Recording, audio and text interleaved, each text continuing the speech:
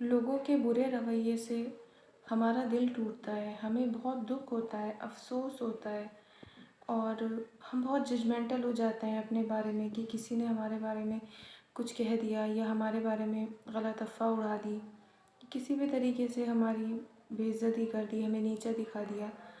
لیکن عزت اور ذلت نا اللہ تعالیٰ کے ہاتھ میں ہے، وہ کسی بھی انسان کے ہاتھ میں، کسی بھی شخص کے ہاتھ میں نہیں ہے، وہ اللہ تعالیٰ کے ہاتھ میں ہے۔ اللہ تعالیٰ چاہے تو دنیا میں اگر کوئی کسی کو بہت ہی حقیر اور ذلیل کمزور سمجھ رہا ہے، اللہ نے اگر چاہا کہ اس کو عزت ملے تو اللہ تعالیٰ اس کو عزت دلوا دیتا ہے۔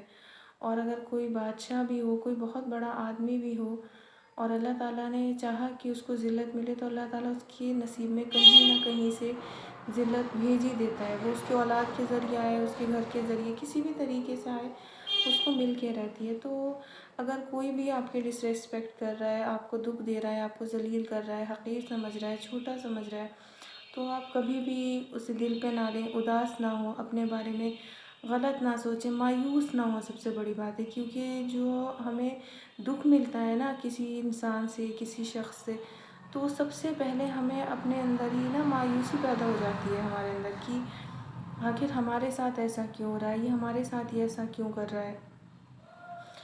تو بس انسان کہیں نہ کہیں ایک امید کھو دیتا ہے، اور میں تو یہی کہوں گی کہ انسان کو صبر کرنا چاہیے۔ ہم کسی کا کیا کر سکتے ہیں بتائیے؟ ہم کسی کو جواب ایک بار دیں گے، دو بار، بس اس سے زیادہ ہم کچھ بھی نہیں کر سکتے اس کے ساتھ۔ اور جاہلوں کے ساتھ تو انسان بحث ہی نہیں کر سکتا کسی جاہل آدمی کے ساتھ۔ اگر کسی نے تھام لی کہ وہ آپ کی بے عزتی کرے گا، آپ کو ذلیل کرے گا، تو ہم کسی بھی طریقے سے اس کے ساتھ الجھ ہی نہیں سکتے، کیونکہ ہم تو جاہل نہیں ہیں۔ وہ تو اپنی جہالت کا پورا ثبوت دے رہا ہے، لیکن ہمیں تو پتہ ہے نا کہ یہ کس لیول تک جا رہا ہے۔ ہم کیوں پھر اس کے ساتھ اسی لیول پہ جائیں تاکہ دیکھنے والے چار لوگ ہمیں بھی پھر ایسا ہی کہیں؟ نہیں، آپ صبر کریے۔ اور اللہ تعالیٰ نے بھی کہا کہ صبر کرو، مایوس مت ہو، ذلت اور عزت اللہ کے ہاتھ ہے۔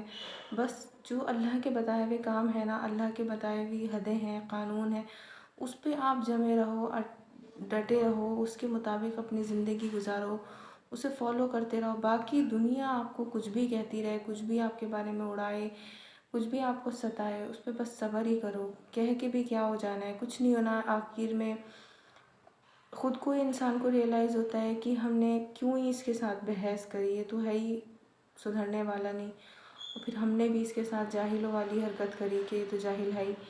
تو بس یہی، اللہ تعالیٰ کو یہ صفات بھی بہت پسند ہے اپنے بندوں کی کہ بندے صبر کریں۔ صبر کا لفظ جو ہے قرآن پاک میں 100 مرتبہ آیا کہ صبر کرو، صبر کرو۔ صبر کرنے والے اللہ تعالیٰ کو بہت پسند ہے، اور جنت میں بھی لے جانے والی جو چیز ہے وہ بھی صبر ہی ہے، کہ صابر لوگ جو ہوں گے دنیا میں وہ جنت میں جائیں گے انشاءاللہ۔ تو بس یہی ہے کہ اگر کہیں سے آپ کو نگیٹیوٹی ملتی ہے، آپ کو دکھ ہوتا ہے، افسوس ہوتا ہے، ظاہر سی باتیں ہوگا، ہم انسان ہیں، ہمارے اندر ایک جذبات ہیں کہ ہمیں فیل ہوتا ہے اچھا برا۔ تو بس یہی ہے کہ آپ اللہ کے بتائے ہوئے کاموں کو کرتے رہیں اور صبر کریں۔ کسی کی طرف سے اگر غلط رویہ آئے تو برداشت کریں، اگنور کریں بس، لیکن اللہ کے بتائے ہوئے کاموں پہ لگے، تو انشاءاللہ کامیابی اللہ پاک ضرور دے گا۔